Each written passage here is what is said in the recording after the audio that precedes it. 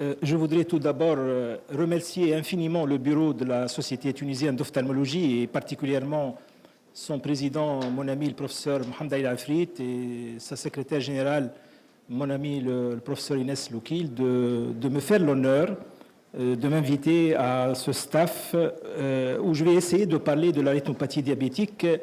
Et il est important, je pense, lorsqu'on aborde ce sujet de pratique courante, d'insister sur les fondamentaux, sur les choses déjà acquises et bien sûr être ouvert sur les nouveautés dans ce domaine, mais il faut toujours aborder ce sujet avec cette dualité. Il faut rappeler que le diabète, surtout le diabète de type 2, est un véritable problème de santé publique. C'est une véritable épidémie mondiale et vous pouvez voir le nombre de diabétiques, l'évolution du nombre de diabétiques à travers le monde. La prévalence de cette maladie en Tunisie est passée de moins de 10% à plus de 15% dans une publication récente. Donc, ça vous donne une idée sur l'ampleur du problème. Et donc, par voie de conséquence, si le diabète augmente en prévalence, la rétinopathie diabétique aussi, et nous savons tous que cela constitue pour nous un problème majeur de santé publique. C'est une des principales causes de cécité de l'adulte, et vous pouvez voir que dans une étude qui est actuellement sous presse, une augmentation considérable des taux de cécité et de malvoyance par rétinopathie diabétique entre 1990 et 2014. Et nous avons quelques données tunisiennes récentes que nous venons de publier récemment, vous donnent une indication sur la gravité de la situation. Il est très important de rappeler et sans cesse rappeler, et on ne le répétera jamais assez, l'importance des facteurs de risque de rétinopathie diabétique. Ces facteurs comportent des facteurs modifiables sur lesquels on peut agir, essentiellement le contrôle métabolique, mais également les autres facteurs de risque associés. Et il y a des facteurs de risque sur lesquels on ne peut pas agir, tels que la durée du diabète. Il est très important de se rappeler l'importance de ces facteurs de risque pour le traitement et pour le pronostic. En pratique, je vous rappelle des choses très simples. Quand examiner un diabétique, systématiquement devant tout diabète de découverte récente, particulièrement s'il s'agit d'un diabète de type 2, et de façon périodique et régulière. Et d'autre part, nous sommes amenés tous à examiner des patients en cas de baisse de vision.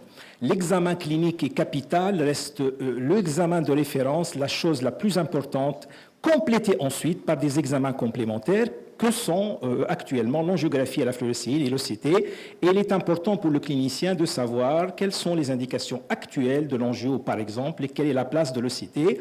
L'ophtalmologiste doit toujours également s'enquérir des données systémiques du patient. Comment classer la rétinopathie diabétique et l'œdème maculaire, et enfin comment traiter et surveiller. L'examen clinique, je passe rapidement, mais j'insiste beaucoup, c'est une étape clé de l'approche diagnostique de la rétinopathie diabétique. Malheureusement, avec les examens complémentaires, on a parfois tendance à oublier et peut-être à ne pas insister beaucoup sur l'importance de la clinique avant de procéder à des examens complémentaires qui sont d'abord les photographies du fond d'œil, l'angiographie à la fluorescéine, la tomographie en cohérence optique et l'échographie B dans certaines situations. Les photographies du fond d'œil ou rétinographie du fond d'œil, c'est un complément nécessaire, important de l'examen clinique. Ça peut se faire après dilatation ou parfois sans dilatation avec des rétinographes non midriatiques. Et cet examen, cette photographie du fond d'œil doit être faite chaque fois que vous voyez des patients avec des signes de rétinopathie diabétique. Peut-être que ce n'est pas nécessaire de faire cet examen si l'examen clinique est strictement normal.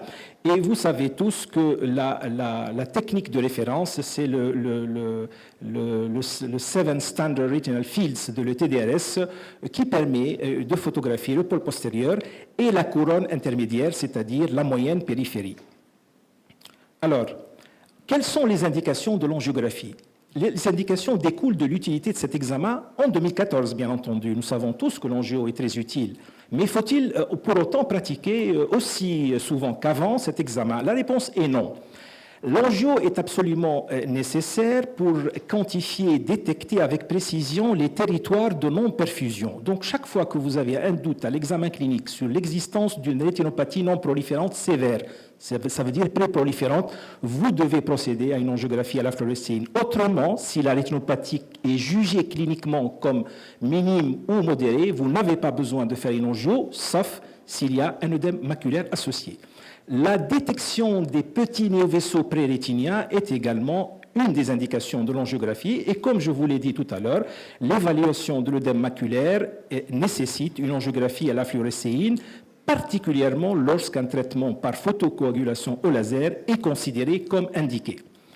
Alors, qu'est-ce qu'il y a de nouveau dans l'imagerie? Dans l'imagerie, il y a ces systèmes nouveaux appelés à grand champ Ultra Wide Field Imaging.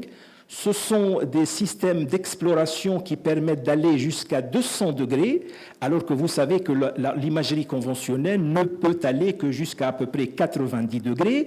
Cela permet une meilleure visualisation des lésions périphériques qui peuvent être dans une rétinopathie diabétique, des territoires de non-perfusion, des néovaisseaux périphériques non accessibles avec les méthodes conventionnelles. Donc, ça permettrait une meilleure appréciation de la sévérité de la rétinopathie diabétique. Néanmoins, l'impact réel de ces nouvelles méthodes d'imagerie sur le traitement et sur le pronostic reste encore à déterminer. L'OCT, je vais passer rapidement, c'est un examen tellement important pour l'œdème maculaire diabétique, sa détection, sa quantification, sa caractérisation et bien entendu le monitoring, l'évaluation de la réponse au traitement. Donc c'est devenu un examen de routine.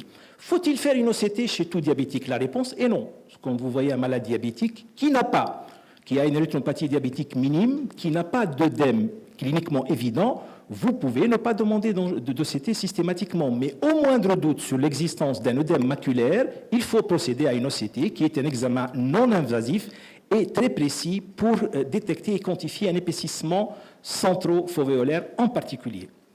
Alors l'échographie B, vous connaissez tous ces indications, mais je pense qu'il est important quand même de rappeler l'importance de ces examens dits anciens et classiques. Bien entendu, chaque fois qu'il y a des troubles des milieux, il faut bien sûr procéder à une écho B, surtout la faire, mais également bien l'interpréter pour en tirer des conclusions sur le plan thérapeutique et de la surveillance. Alors, au terme de l'examen clinique, éventuellement complété par une angiographie à la fluorescéine, OCT. Il faut classer la rétinopathie diabétique. Et là, je ne vais rien vous apprendre de nouveau. C'est des choses classiques que l'on connaît déjà depuis un certain temps, mais qui sont très importantes à rappeler. Lorsque l'examen du fond d'œil est strictement normal, il n'y a pas de rétinopathie diabétique, alors pas d'angiographie, pas d'OCT, surveillance par exemple annuelle du patient, et c'est tout. En cas de présence de microanévrisme seulement, on peut classer la rétinopathie comme étant non proliférante minime et il n'y a pas de nécessité de faire une angiographie à la fluorescéine dans ces cas-là. Une OCT si vous avez un doute sur l'existence d'un œdème maculaire associé, ce qui est tout à fait possible même dans une rétinopathie non proliférante minime. Modéré, c'est un peu plus sévère que le minime, mais c'est moins sévère que les préproliférantes. Donc c'est quoi? C'est des microanévrismes plus nombreux, c'est des hémorragies, mais les hémorragies ne sont pas aussi nombreuses qu'ils le sont dans une rétinopathie non proliférante sévère ou préproliférante. Donc, c'est un diagnostic qui est parfois qui se fait par élimination. Il n'y a pas de signe préprolifératif, mais c'est plus que minime, donc on dit que c'est modéré. Il peut nous arriver d'hésiter, et à ce moment-là, lorsque vous hésitez entre ce stade de non-proliférante modérée et le suivant, il faut classer plutôt dans le stade supérieur parce que, évidemment, les conséquences peuvent être importantes. Vous ne voyez pas d'angiographie, ça ne veut pas dire qu'il ne faut pas faire d'angiographie. Vous faites une angio lorsqu'il y a un œdème maculaire associé. Par contre, s'il n'y a pas d'œdème maculaire, si vous êtes sûr que votre rétinopathie est cliniquement non proliférante modérée, ce n'est pas la peine de procéder à une angiographie. Par contre, là aussi, au moindre doute sur un œdème maculaire, faire une OCT. Alors, les non proliférantes sévères ou très sévères, vous connaissez tous la règle de 1, 2, 4, hémorragie nombreuse dans les 4 cadrans, modification veineuse dans au moins 2 cadrans et amyre dans un ou plusieurs cadrans. En fait, quel est le signe le plus facile à détecter et évaluer parmi ces 3 signes? Ce sont les hémorragies et les microanévrismes. Je pense que parfois il est difficile de détecter, d'évaluer les modifications veineuses. Les amis sont parfois difficiles à voir. Donc regardez bien l'importance des hémorragies dans les 4 cadrans. Hémorragie, microanévrisme, ça va ensemble. Quand vous avez beaucoup d'hémorragies dans les 4 cadrans, des hémorragies profondes, ce n'est pas les hémorragies striées en flamèche, qui sont plutôt en faveur d'une HTA, lorsque siège bien sûr en péripapillaire, et bien sûr vous pouvez parler de rétinopathie pré-proliférante ou non proliférante sévère, et l'angio est importante et nécessaire pour confirmer ce diagnostic. Et angiographiquement, il y a 2 éléments importants, il n'y en a pas un seul. Il y a les territoires de non-perfusion étendus, l'ischémie rétinienne, mais il y a aussi, comme vous pouvez le voir ici, cette vasodilatation, ces diffusions importantes qui pourraient être faussement rassurantes sur l'existence d'une ischémie. Pour moi, cette rétine est plus ischémique. L'ischémie ici est plus grave que l'ischémie là, parce que c'est une rétine qui est ischémique et qui est en train de réagir à l'ischémie. Donc il y a beaucoup de microanévrisme, beaucoup d'œdème en périphérie. Donc dilatation, diffusion périphérique, c'est un signe pré-prolifératif à prendre en considération au même titre que les territoires de non-perfusion. Alors, les non-proliférantes sont habituellement classées dans la littérature, surtout anglo-saxonne, en rétinopathie proliférante sans facteur à haut risque, définie par la présence de néovaisseaux pré-rétiniens de petite taille, un ou plusieurs, peu importe, non compliqués d'hémorragie ou néovaisseaux papillaires inférieurs, petits néovaisseaux papillaires de moins d'un quart, un tiers de diamètre papillaire. C'est ce qu'on appelle la rétinopathie proliférante sans éléments à haut risque. Par contre, lorsque vous avez des néovaisseaux papillaires de grande taille, vous avez un néovaisseau pré-rétinien de grande taille, compliqué ou non d'hémorragie pré-rétinienne ou intravitréenne, vous avez une rétinopathie à haut risque de cécité. Donc là, si vous voulez, l'indication de la PPR est encore plus urgente que dans le stade précédent. Et bien entendu, ce stade-là peut ensuite évoluer vers une complication plus grave, hémorragie intravitréenne, décollement tractionnel, glaucome néovasculaire, mais faites très attention, la rubéose irienne et le glaucome néovasculaire ne sont pas toujours le fait d'une rétinopathie diabétique, il y a parfois d'autres facteurs associés qui concourent à la survenue de rubéose irienne, en particulier l'ischémie chronique, la sténose carotidienne et aussi des occlusions veineuses qui peuvent aussi se rajouter à la rétinopathie diabétique. Alors, une fois on a classé la rétinopathie diabétique, il faut ensuite classer l'œdème maculaire diabétique. Il est très important de se poser 3 questions pratiques. La première question, y a-t-il un œdème maculaire? Deuxièmement, quel est le type de l'œdème maculaire? Et enfin, quelle est la sévérité de l'œdème maculaire? Vous allez voir que la réponse n'est pas toujours facile. Alors le diagnostic, vous savez tous qu'il est d'abord clinique. Il se base sur les critères de l'ETDRS. L'œdème maculaire diabétique est défini par la présence d'épaississement rétinien ou d'exsudat lipidique dans l'aire maculaire, c'est-à-dire à moins d'un diamètre papillaire du centre. Ça veut dire que l'épaississement ou les exsudats touchent ou menacent le centre de la macula. Donc c'est avant tout clinique. Et ce diagnostic clinique reste très important malgré l'avènement de l'ECT et l'avènement de l'angio, etc. Sachez que c'est avant tout un diagnostic clinique. Ensuite, le diagnostic de l'œdème maculaire est angiographique et également tomographique. Donc, on complète l'examen qui va confirmer l'œdème angiographiquement sous la forme de diffusion à partir de lésions diffusantes focales ou diffuses et montrer à l'ECT un épaississement rétinien. Et cet épaississement peut ou non toucher le centre. Et ce qui compte pour nous, praticiens, c'est est-ce que le centre est atteint. Ça, c'est important pour surtout la sévérité de l'œdème maculaire. Ensuite, la deuxième question, quel est le type de l'œdème maculaire? Est-il focal ou diffus? L'œdème focal, vous en avez des exemples, est caractérisé par des diffusions à partir de microanévrismes.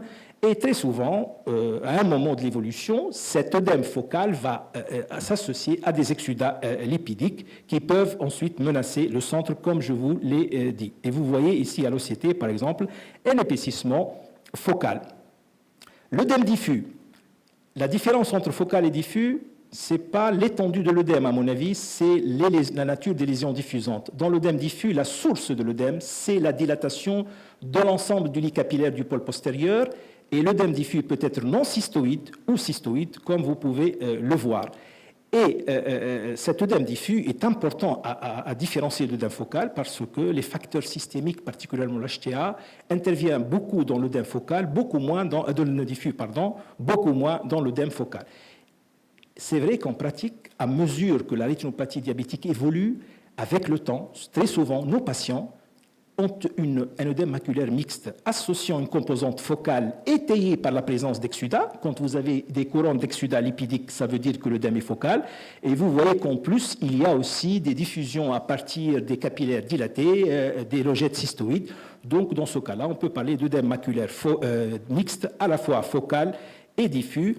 Et souvent, ces œdèmes mixtes associent à des degrés variables une composante focale, une composante diffuse. Et à mon sens, ceci est très important pour les considérations thérapeutiques et pronostiques. La sévérité de l'œdème maculaire, une fois le diagnostic posé, la sévérité, c'est avant tout la classification de l'ETDRS que vous connaissez déjà. L'œdème maculaire est-il ou non cliniquement significatif? Cette classification paraît obsolète avec l'OCT actuellement, mais je pense qu'elle reste encore valable et de toute façon, c'est une classification de référence qu'il faut toujours prendre en considération et qu'il faut corréler avec les données angiographiques et tomographiques. Il y a une classification plus récente, clinique plus récente, qui est plus simple, mais peut-être qu'elle n'est pas aussi précise que la précédente, considérant qu'il y a un œdème maculaire minime quand les exsudats ou l'épaississement est loin du centre, il ne précise pas la distance exacte, modéré lorsque c'est proche du centre et sévère lorsque le centre de la foveola est atteint. De la même manière, on peut aussi, avec le CT, classer en fonction de l'importance de l'épaississement maculaire central, en minime, modéré ou sévère, mais ça, c'est une classification arbitraire. Et il est très important, en effet, je pense que cette diapo est importante, la sévérité de l'œdème maculaire diabétique ne peut pas se juger sur un seul critère. Il y a, à mon sens, plusieurs critères qui conditionnent la sévérité de l'œdème. Bien entendu, l'importance de atteinte fovéolaire, oui ou non, l'importance de l'épaississement rétinien, mais des autres paramètres tels que par exemple l'accumulation d'exsudats lipidiques, des diffusions longio, l'ancienneté de l'œdème est un paramètre important que nous avons tendance à oublier. La chronicité de l'œdème, c'est un élément qui est parfois difficile à évaluer, mais il est important. La présence ou non d'autres lésions associées qui sont soit une complication de l'œdème lui-même ou une association, un DSL, une ischémie maculaire, une fibrose tromaculaire, c'est malheureusement des séquelles et bien entendu, lorsqu'on a ces lésions, il n'y a pas d'espoir d'améliorer la situation. Et enfin, l'acuité visuelle du patient est un élément capital pour juger de la sévérité de l'œdème maculaire diabétique. J'en arrive au traitement. Le traitement médical de la rétinopathie diabétique et de l'œdème maculaire diabétique a un rôle fondamental parce qu'une équilibration métabolique aussi stricte que possible, le target, c'est-à-dire la cible, c'est si possible l'hémoglobine glyquée inférieure à 7%. Le traitement des facteurs de risque associés, notamment l'HTA et la dyslipidémie, ont un rôle bénéfique indiscutable ils permettent de retarder l'apparition de la rétinopathie diabétique et ensuite ils permettent aussi de ralentir son évolution et c'est absolument fondamental et malheureusement on a parfois tendance à l'oublier lorsqu'on est dans une consultation surchargée. Deux questions d'actualité. Est-ce que les inhibiteurs du système rénine-angiotensine ont plus de leur rôle sur l'HTA, leur rôle en tant qu'antihypertenseur, est-ce qu'ils pourraient avoir un rôle bénéfique sur la rétinopathie diabétique en l'absence d'HTA? C'est une question qui reste ouverte, elle est controversée. Les hypolipémiants, les statines bien sûr, mais aussi le phénofibrate, il y a une étude importante récente qui a montré que le traitement par phénofibrate limite la progression de la rétinopathie diabétique et a un effet bénéfique sur les exsudats, ça c'est déjà connu, et il y a moins de recours au laser grâce à ce traitement. Et évidemment, se pose la question, est-ce que c'est seulement l'effet hypolipémiant? Probablement pas, il y a d'autres vertus des hypolipémiants, anti-inflammatoires, il y a d'autres mécanismes qui semblent jouer. Se pose la question de l'indication de ces molécules en présence et surtout en l'absence d'hyperlipidémie, mais c'est un point important à considérer avec le diabétologue. Il y a beaucoup d'autres perspectives thérapeutiques, beaucoup de nouvelles molécules actuellement en cours d'investigation.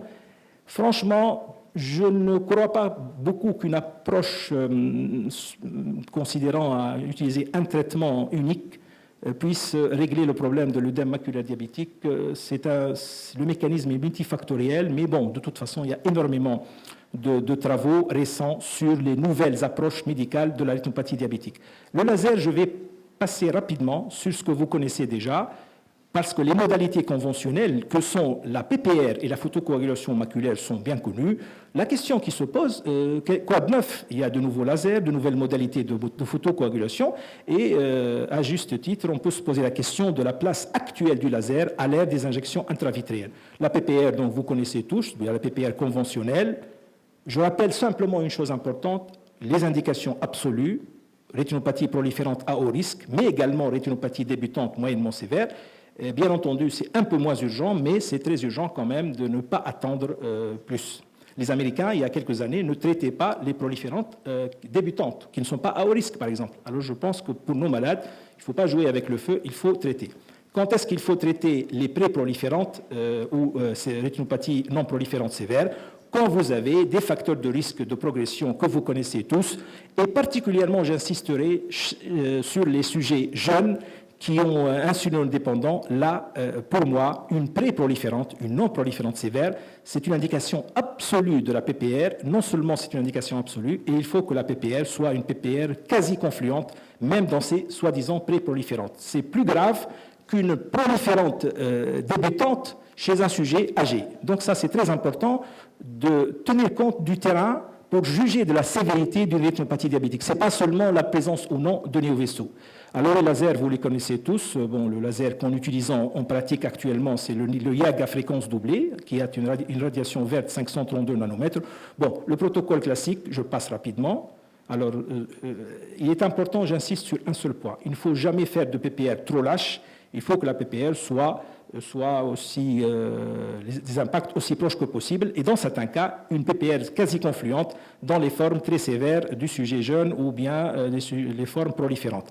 Alors, vous connaissez tous les résultats de la PPR classique, puisqu'elle a permis de réduire de 50% le risque de cécité dans la Diabetic Retinopathy Study, et elle a permis de réduire le risque d'évolution vers une forme grave dans le Early Treatment Diabetic Retinopathy Study.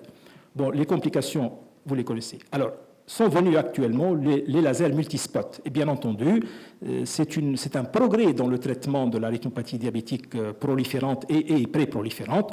Vous connaissez les particularités de ces lasers par rapport aux lasers conventionnels. Un temps d'exposition plus court, ça permet de traiter plus rapidement donc, ces malades.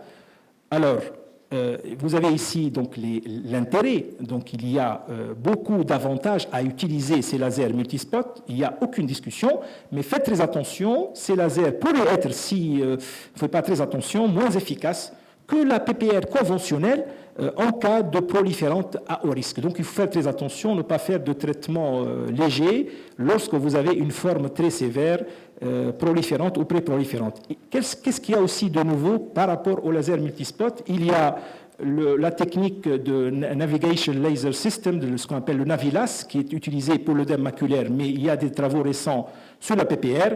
Et il y a une autre approche actuellement en investigation, c'est la PPR sélective, c'est-à-dire on traite uniquement les territoires de non-perfusion, on ne met pas de laser sur les territoires normalement perfusés. Cette approche a été déjà depuis très longtemps évoquée par mon maître professeur Jean Haut, il y a longtemps, et vous voyez qu'on revient un peu à cette approche.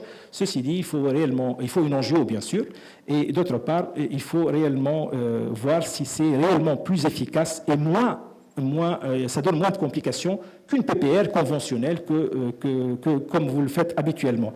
Bon, la surveillance, on connaît, il faut examiner le malade quelque temps après, 2 à 3 mois, et dans certains cas, on peut être amené à faire un complément de laser. J'en arrive au traitement de l'œdème maculaire diabétique. Le traitement focal, là, c'est juste les techniques. Bon, le technique, vous connaissez le traitement focal. Il est important, à mon avis, de ne pas oublier le traitement focal parce que les œdèmes focaux, comme le cas qui est présenté ici, avec une petite couronne d'exsudat, épargnant le centre, franchement, il n'y a pas de place pour l'injection intravitréenne, il faut traiter au laser. Ce sont des cas qui relèvent du laser. Il ne faut pas oublier que le laser reste le traitement de référence pour ces œdèmes focaux associés à des exsudats. Un autre point important, il ne faut jamais photocoaguler des microanévrismes situés à moins d'1,5 diamètre papillaire du centre. Ça, il ne faut jamais le faire. Dans le TDRS, on peut aller jusqu'à 400, mais je pense qu'il ne faut pas se rapprocher à moins d'1,5 diamètre papillaire. vu les risques que vous connaissez à court, moyen et long terme. L'œdème diffus, est-ce que la grille a encore une place? La grille, bien sûr, seule, sûrement pas. En association avec des injections, bien entendu, c'est une indication. Alors, les complications du laser, on les connaît bien. Alors, quels sont les nouveaux lasers? On peut faire un traitement, une grille, par exemple, avec un laser multispot. Le laser jaune est actuellement à l'étude. On va voir s'il est plus efficace que les autres radiations. Le laser micropulsé, il y a beaucoup de travaux à ce sujet. Ça semble être assez prometteur, moins destructif. Le laser nanopulsé et enfin le Navilas, c'est une photocoagulation avec un système d'angio intégré. Et ce traitement, bien entendu, facilite certainement le traitement au laser, mais évidemment, le coût est extrêmement élevé et il faut des études pour réellement comparer ce laser, ces nouvelles techniques de laser avec le laser conventionnel et voir réellement si cela apporte un bénéfice pour les patients. Les limites du laser, vous les connaissez tous. Très peu de patients améliorent leur acuité visuelle après traitement au laser. C'est pourquoi on peut avoir recours à des injections intravitréennes. Alors, les corticoïdes, je vous rappelle que c'était très à la mode, surtout avec le Kenacort, il y a quelques années. Et ensuite sont venus les dispositifs intravitréens à libération prolongée, comme l'acétonide de fluonocinolone et la dexaméthasone. Ce sont des procédés qui sont récents aussi. Il y a beaucoup de publications récentes à ce sujet. Mais n'oubliez pas que malheureusement, les corticoïdes, à mon avis, sont très efficaces contre l'œdème maculaire, mais ils ont quand même deux complications fréquentes, la cataracte et le glaucome, outre les autres complications des injections intravitréennes. J'en arrive aux anti-VEGF. Vous savez tous qu'il y a actuellement 4 anti-VEGF qui ont été proposés dans le traitement d'œdème maculaire diabétique. Le Lucentis et l'Avastin, c'est la discussion entre ces deux produits. Et qu'est-ce qu'il faut retenir? Je vais essayer d'être bref. Concernant le Lucentis, il y a eu beaucoup d'essais cliniques tout à fait respectables qui sont très rigoureux et qui démontrent de façon indiscutable que les injections intravitréennes d'anti-VEGF, le ranibizumab, sont beaucoup plus efficaces que le laser seul, puisqu'ils améliorent l'acuité visuelle des patients de plus de 15 lettres dans près de 40% des cas, et cette amélioration semble maintenue même à plus ou moins long terme, à 2-3 ans, et parallèlement, il y a une réduction importante de l'épaisseur maculaire. Quand on regarde ces études, on voit qu'il faut des injections répétées pour pouvoir avoir un effet, pour avoir une efficacité. Alors, il y a l'Avastin, on l'utilise tous les jours, il a été proposé avant le Lucentis. Et il y a une étude qui s'appelle la BOLT Study qui montre aussi que l'Avastin, parce qu'il y a beaucoup d'études rétrospectives avant l'Avastin, il y a quand même que très peu d'études prospectives, contrairement au Lucentis, amélioration de l'acuité visuelle, amélioration de l'épaisseur maculaire, mais là aussi une moyenne de 9 injections la première année pour l'Avastin dans cette étude prospective publiée en 2010. Donc il y a également une étude récente, très récente, qui compare l'Avastin au Lucentis, qui semble montrer que le Lucentis est légèrement plus efficace que l'Avastin, mais c'est une étude avec un faible effectif, et vous pouvez constater que le nombre moyen d'injections est quand même élevé, aussi bien pour le bevacizumab, surtout pour le bevacizumab, mais également pour le Lucentis. Le Eylea, l'aflibercept, c'est une molécule plus récente, sa demi-vie plus longue pourrait autoriser des injections plus espacées que le Lucentis ou l'Avastin. Je m'attarderai très brièvement sur les limites des traitements anti-VEGF. Donc, la conclusion que des injections répétées mensuelles, c'est un protocole contraignant et, à mon avis, dans notre pratique, difficilement applicable. Et je serais évidemment intéressé de savoir quel est le pourcentage de patients chez nous qui peuvent respecter ce protocole très contraignant. Parce que si on n'a pas un protocole très contraignant, c'est-à-dire on injecte 3 injections de départ, ensuite à la demande, mais il faut au moins 8 à 9 injections la première année pour être efficace. D'autres études ont démontré que lorsque le protocole est moins contraignant, que les injections sont plus allégées, et ces protocoles allégés, il y a le PRN, il y a le Treat and Extend, donc il y a plusieurs façons de faire. Injecter moins souvent, Ça donne de moins bons résultats que les protocoles contraignants stricts. D'autre part, dans les œdèmes anciens, ça ne marche pas aussi bien que dans les œdèmes récents. N'oubliez pas les effets secondaires. L'endophtalmie, c'est quand même 0,8% à peu près des patients. Quand on voit le taux d'endophtalmie par rapport aux injections, c'est encore plus faible. Mais il ne faut pas calculer le taux d'endophtalmie par rapport au nombre d'injections, il faut le calculer par rapport au nombre de malades. Ça n'a pas de sens. Donc, ce n'est quand même pas tout à fait anodin. D'autre part, il y a d'autres complications locales, sans oublier le problème des effets systémiques possibles de ces molécules. Ajoutez à cela le coût exorbitant de Lucentis. Je vous donne un exemple, c'est 1 million d'euros par jour en France. D'autre part, aux États-Unis, ils ont calculé le coût des anti-VEGF Lucentis sur 10 ans, de 2010 à 2020. Les projections des autorités américaines, c'est à peu près 30 billions de dollars, donc avec les anti-VEGF, disons, qui ont la même. L'Avastin, il est, à mon avis, aussi efficace que le Lucentis, mais il n'a pas la même. Donc, lorsque vous avez un produit qui n'a pas la même, et à côté, vous avez un produit qui a la même en France ou aux États-Unis, ça peut être problématique par rapport à nos patients, à nous. Donc, ça aussi, c'est... Alors, les traitements combinés. Faut-il combiner les injections intravitréennes ou autres, ou périoculaires, avec le laser?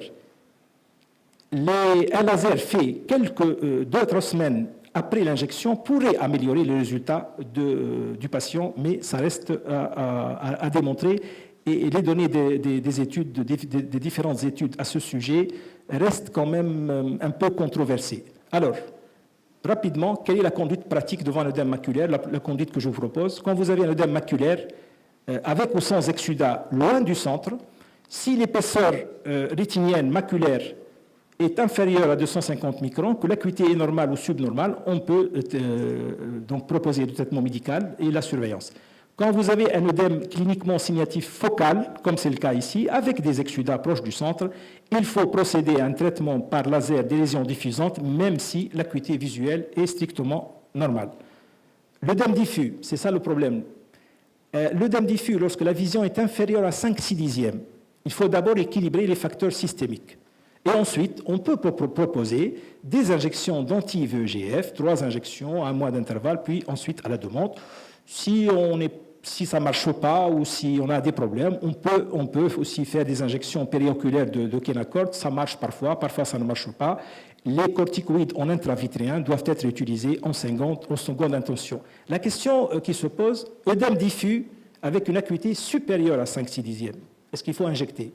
Il n'y a pas d'études qui semblent, on n'a pas dans toutes les études publiées, la limite de l'acuité visuelle, c'est 5/6 dixièmes. Ils n'ont pas inclus de malades dont l'acuité est meilleure et supérieure à 5/6 dixièmes. Donc, on ne peut pas répondre à cette question, mais je pense que le bon sens clinique veut qu'on n'intervienne pas trop rapidement. Donc, il faut d'abord regarder les paramètres fonctionnels.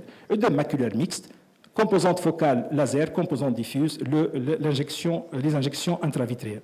Rapidement, quand vous avez œdème maculaire pré-proliférante ou proliférante, il faut essayer d'abord de traiter l'œdème maculaire et ensuite faire la PPR.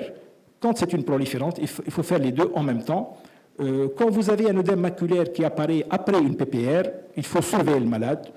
On peut proposer des injections intravitréennes, d'Avastin ou périoculaires, mais je pense qu'il faut être quand même un peu plus attentiste. Œdème maculaire tractionnel, la vitrectomie, et les œdèmes maculaires post-chirurgie de cataracte, on peut faire soit l'Avastin, soit une latérobubette de Kenacort, et ça marche bien dans l'œdème du pseudophaque. Les indications de la chirurgie, rapidement, la vitrectomie, essentiellement l'hémorragie intravitréenne, mais d'autres complications. Sachez que la vitréolyse enzymatique est un peu à la mode actuellement. Ça permet d'induire un décollement postérieur du vitré, donc ça pourrait avoir un effet bénéfique sur un éventuel œdème maculaire. L'effet bénéfique reste encore à prouver. Le rôle des anti-VEGF avant la vitrectomie peuvent avoir un rôle bénéfique, facilitant le geste opératoire et diminuant les complications per- et post-opératoires.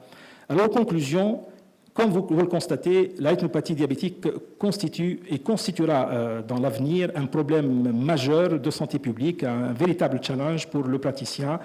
La prévention primaire et secondaire est absolument capitale pour diminuer le risque de morbidité de ce terrible fléau dans notre pays.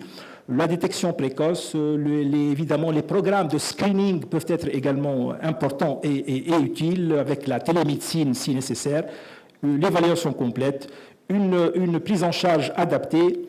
Et n'oubliez pas qu'il y a des traitements conventionnels, mais chaque fois que vous avez recours aux nouvelles modalités thérapeutiques, il faut bien réfléchir et il faut avoir un sens critique.